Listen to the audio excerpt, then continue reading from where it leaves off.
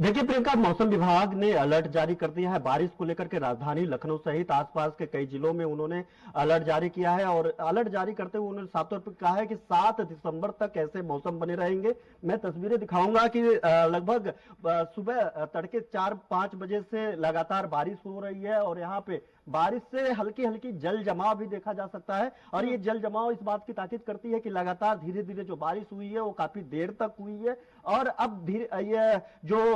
ठंड था वो ठंड का असर इसी बरसात के साथ बढ़ता हुआ दिखाई दे रहा है। अब ठंडी ने पूरी तरीके से दस्तक दे दी है और उत्तर प्रदेश में अब धीरे धीरे सिहरन पैदा करेगी और सिहरन के बाद अब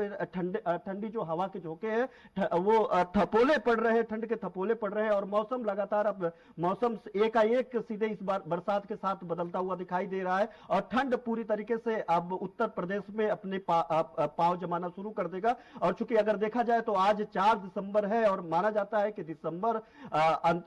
अंत तक पूरी तरीके से ठंडी बहुत तेजी से पड़ती है और शुरुआती जनवरी तक। तो ऐसे में अब धीरे धीरे जो नवंबर के अंत से जो ठंड आती है तो इस बार थोड़ा सा लेट आया है उत्तर प्रदेश में ठंड और ठंड का असर जो देखने के लिए मिला। हालांकि कुछ दिन पहले लगभग 3-4 दिन पहले हल्की सी बूंदाबांदी हुई थी लेकिन उसके बाद तुरंत मौसम साफ हो गया था। बरसात हल्की बूंदाबांदी के बाद धूप निकल के आया था तो पिछले 3 दिन तक धूप के चलते तो मौसम ठीक रहा, बहुत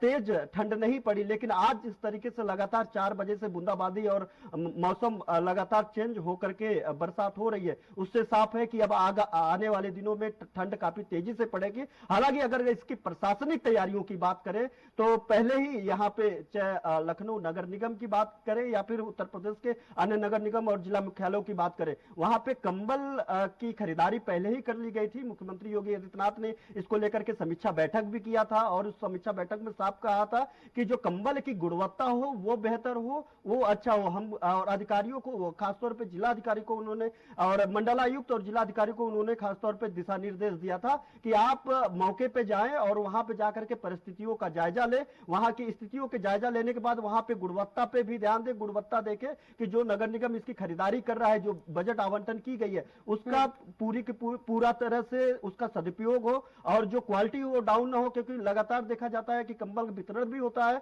और उसके बावजूद भी लोगों की ठंड से उनकी मौत हो जाती है, वो ठंड से ठिठुरते नजर आते हैं। तो ऐसे मामले को लेकर के मुख्यमंत्री योगी आदित्यनाथ ने 1 हफ्ते पहले ही जो लगभग 20 करोड़ रुपए का पहला बजट जारी किया था और उससे कंबल खरीदने की बात कही थी। और उसके अलावा अधिकारी को दिशा निर्देश दिया था जब ही ठंडी का असर बढ़े तो ही अलाव की व्यवस्था कर दी जाए और